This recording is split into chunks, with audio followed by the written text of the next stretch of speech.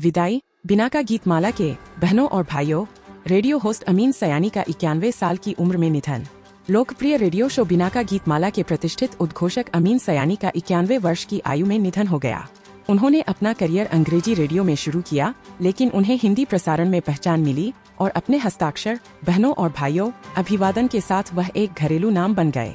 वह आवाज जिसने पूरे देश को मंत्रमुग्ध कर दिया, रेडियो लीजेंड अमीन सयानी, जिन्हें उनकी गर्मजोशी, बुद्धि और प्रतिष्ठित बिनाका गीतमाला कार्यक्रम के लिए याद किया जाता है, का 21 फरवरी को निधन हो गया। वह आवाज जिसने पूरे देश को मंत्रमुग्ध कर दिया, रेडियो लीजेंड अमीन सयानी, जिन्हें उनकी गर्मजोशी, बुद्धि और प्रतिष्ठित बिनाका गीतमाला कार्यक्रम के लिए याद किया जाता है, का 21 फरवरी को निधन हो गया। अपने प्रतिष्ठित बिनाका गीतमाला रेडियो कार्यक्रम से पीढ़ियों को मंत्रमुग्ध करने वाली मधुर आवाज अमीन सयानी का 21 फरवरी को 91 वर्ष की आयु में शांतिपूर्वक निधन हो गया। पूरे भारत और उसके बाहर लाखों लोगों के लिए बिनाका गीतमाला का मात्र उल्लेख ही पुरानी यादों की लहर पैदा कर देता है और तुरंत उन्हें उस समय में ले जाता है जब रेडियो का बोलबाला था। और इस जादुई ध्वनि परिदृश्य के केंद्र में प्रत्येक शब्द के साथ अपना मनमोहक जादू बुनते हुए अमीन सयानी थे, महान उद्घोषक जिनके आज निधन से देश की सांस्कृतिक छवि में एक खालीपन आ गया है। 1932 में जन्मे सयानी की यात्रा हिंदी से नहीं शुरू हुई, जिस भाषा में उन्हें महारत हासिल थी, बल्कि किशोरावस्था में अंग्रेजी रेडियो कार्यक्रमों के साथ शुरू हुई। सयानी की यात्रा हिंदी रेडियो की दुनिया से दूर एक गुजराती घराने में शुरू हुई। हालांकि नियति ने हस्तक्षेप किया, जिससे उन्हें 1951 में अपना पहला हिंदी विज्ञापन मिला।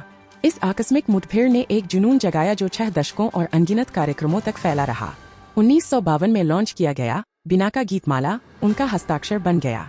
सिर्फ एक संगीत शो से अधिक, यह एक सांस्कृतिक कसौटी थी जो सयानी की अंतर्दृष्टिपूर्ण टिप्पणी, मजाकिया उपाख्यानों और हमेशा मौजूद बहनों और भाइयों से बुनी गई थी, जो शब्दों से परे गूंजती थी। संगीत के साथ कमेंटरी को सहजता से बुनने की उनकी क्षमता, हास्य और व्यावहारिक उपाख्यानों के साथ हर हफ्ते लाखों लोगों के लिए एक अद्भुत अनुभव पैदा करती है। सयानी का प्रभाव महज मनोरंजन तक ही सीमित नहीं था। उन्होंने महिला सशक्तिकरण और राष्ट्रीय एकता जैसे विषयों को संबोधित करते हुए प्रगतिशील सामाजिक मुद्दों का समर्थन किया।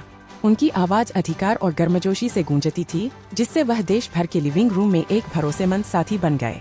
उद्योग में उनके योगदान को पद्म भूषण और पद्म विभूषण जैसे प्रतिष्ठित पुरस्कारों से मान्यता मिली। उनका प्रभाव मनोरंजन से परे तक फैला हुआ था।